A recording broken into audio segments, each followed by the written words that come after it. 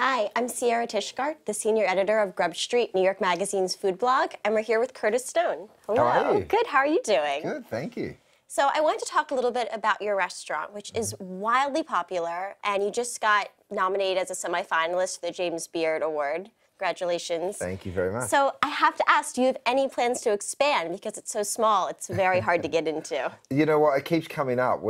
It's only a 24-seat restaurant, and it is a challenge with the availability, you know. So, I mean, who knows? At the moment, I'm super happy cooking in a tiny little spot.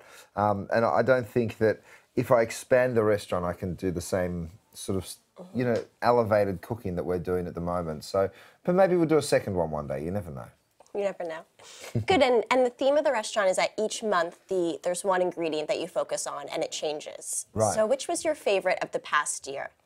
Oh, I think probably morels, which is that beautiful little mushroom that grows around Oregon. And you know, when we first thought about it, I thought we probably can't do it because what do you do for a morel dessert, you know, and is it a little challenging? But we actually, you know, our process is we take that ingredient and then we figure out what we can do with it first of all. So we turn it into a gel and a ice cream and a mousse and a spuma, and you know, we dehydrate it, we roast it, and we poach it, and then we have the 20 or 30 components or elements that we can then thread through a seasonally appropriate menu. So morels I thought would be a real challenge, but the result was really special. And they're about to come into season here. Right. Yeah, which is great. Yeah, spring mushroom. And what are you looking forward to for the ingredient theme coming up? Asparagus is next. We're in the middle of fennel right now, so I'm busily sort of developing asparagus now, and that's again a challenging ingredient because there's only so much you can do with an asparagus spear. You know, with fennel I had fennel seed, fennel pollen, fennel fronds, the bulb, wild fennel.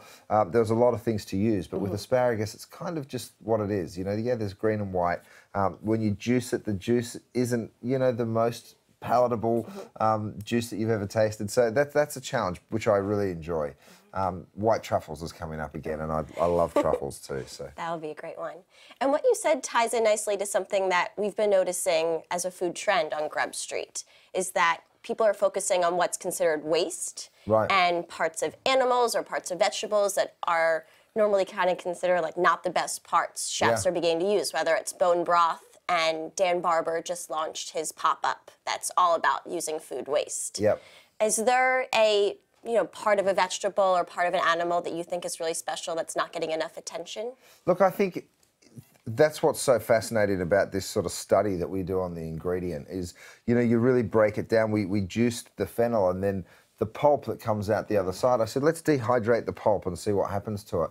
And it actually turns out it's still got a lovely flavour and a beautiful crispy texture. So we used it on a raviolo dish. So I think, you know, that was once the challenge of a great chef, was to make sure that absolutely nothing got wasted. And it still should be. You know, we've unfortunately moved into this place of, you know, the big steakhouse model where you only use the very best cut of an animal, and you know, the rest of it is wasted. You know, we use it all. We use pork jowl, and we're talking about putting a kangaroo tail dish on the menu because it's a fantastic piece of the kangaroo that doesn't get used as much as other cuts. So I'm sure there's a lot of people out there saying, "What? You eat the kangaroo?" We do. You know, it's a beautiful, beautiful protein. That sounds exciting. And in the cookbook, which is so beautiful, there's all these great photos of you and your family. What do you like to cook for them just on a day-to-day basis, casually? Look, my son and I spend a lot of time. I have a little veggie garden at home.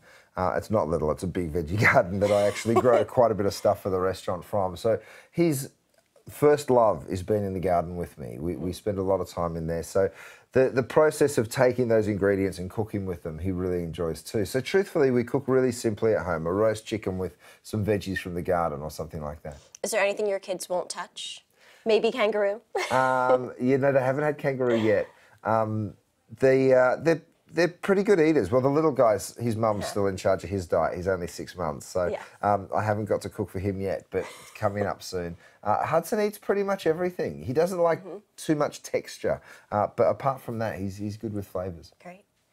And what's your favorite restaurant right now? Oh, tough question.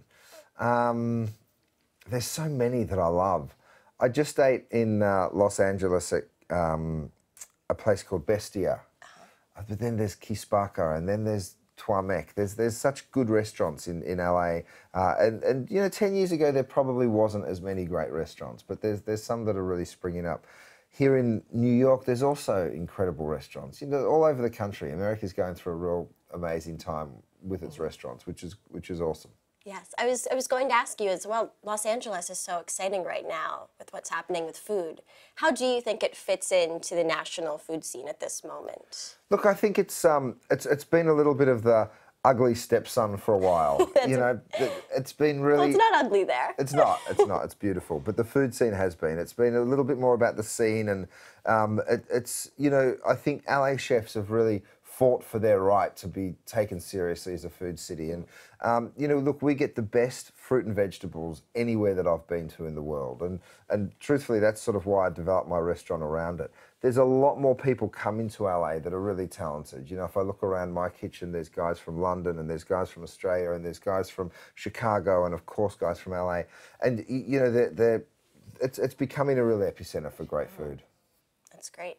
So I think it's time to try these fritters. Yes. So I made them with ricotta. They're ricotta fritters, and the idea is that you literally just dump them or dip them into, I'm going to make you one here, into this sort of strawberry compote. So there we go. Oh, wonderful. Sort of homemade donuts. They're pretty good. Can this be a finger food? I'm going to go for it. Of course, yeah. Perfect. Yeah. You know, strawberries are just starting to come into season, especially on the West Coast, so they're pretty good right now. That's a perfect breakfast.